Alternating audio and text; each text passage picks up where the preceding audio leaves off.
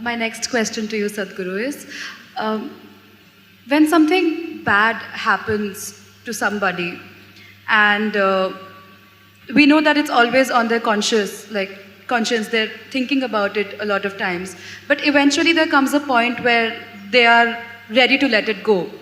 But somewhere there's a guilt that if they let this thing go, like something that's troubled them for so many years, there's this guilt where they don't want to let the past go because they feel guilty of letting it go. So why does that happen, and how do we let go of that guilt? Like, even if we take, for instance, sexual abuse, if a girl is sexually abused and eventually if she reaches a point where she is ready to overcome it, but she feels guilty to let it go because it has troubled her for a very, very long time. And not just her, the ones around her as well. So is it right to let it go at that point, or like how does one deal with a situation like this? See, I think this struggle is coming from a misunderstanding that something either unpleasant or terrible that one may encounter in one's life, it can just happen to anybody in so many different ways. If it happens, people think they must forget it. No, you should never forget it. If something terrible happens to you, you should never ever forget it, because if you forget it, you may walk into it again. But we must know the distinction between what is memory and what is living. You are living. Memory is a dead memory, you're supposed to use it as wisdom to see such things don't happen to you in your life. But it's a fact that for most people, what happened 10 years ago, they still suffer. What may happen day after tomorrow, they already suffer. Yes or no? What happened 10 years ago or even 10 days ago does not exist right now, does it? Does it? No. What may happen day after tomorrow does not exist right now, does it? No. So you're suffering essentially something that does not exist. How many of you are psychology students, huh? Is there a medical term for those people who are suffering something that does not exist? No, don't tell them please, they'll suffer that. If you are suffering something that does not exist, on some level it means insanity, isn't it?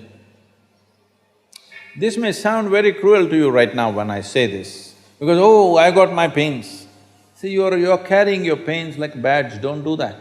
When something bad happens to us, when something hurts us, we can either become wise or wounded. This is a choice we have. Either we can become wise with it or we can become wounded with it. As we already went through this, life is just a certain amount of time. It's ticking away. As you sit here now, you are 1 hour closer to the grave since you came here. Yes or no? Yes, it is. It's going away for all of us. So in this, where is the time to carry every experience like a wound? No. This must become your wisdom. If terrible things happen to you, you must become wiser than others, sooner than others, isn't it?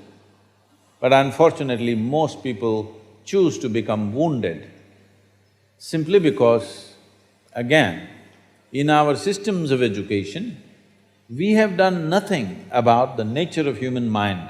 We are busy studying frogs and cockroaches and trees and chemistry and physics and planets and everything. No attention to the nature of this one. So we don't know how to use our faculties. The greatest faculties that you have right now as a human being is, you have a vivid sense of memory. Everything that happened, you can remember as if it's alive right now. Yes? There is a repository here, there is an archive in your mind which can replay the whole video if you want. But this has become a problem. You started suffering the old movies. And there is a fantastic sense of imagination, so you already suffer a tomorrow which is yet to come.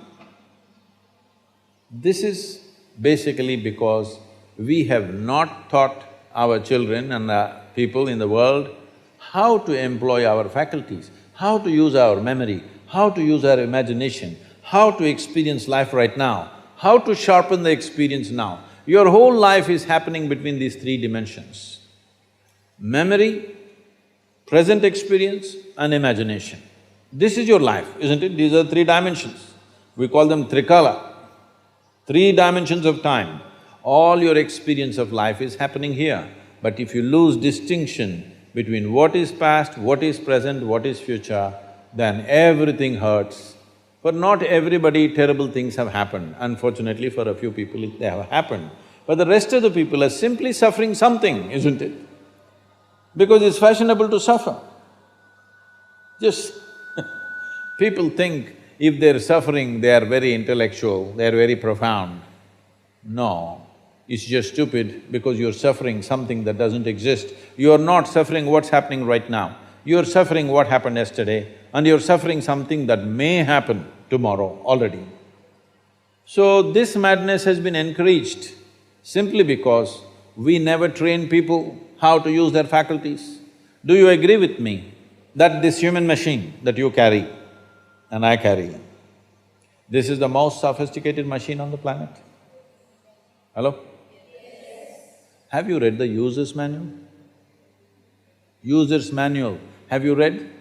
No. When are you going to read it? On the last day?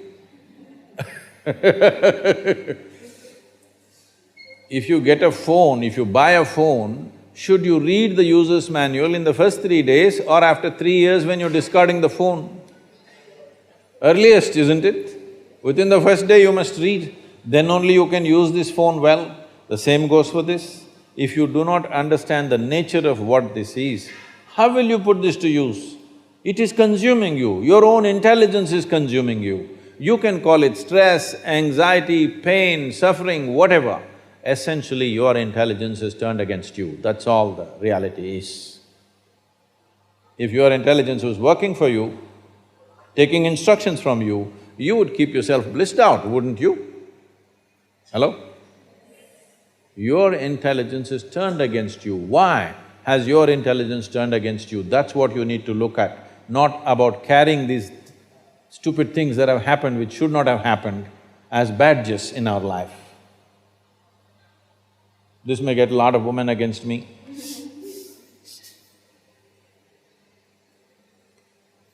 If I was against you, I wouldn't be here. Yes?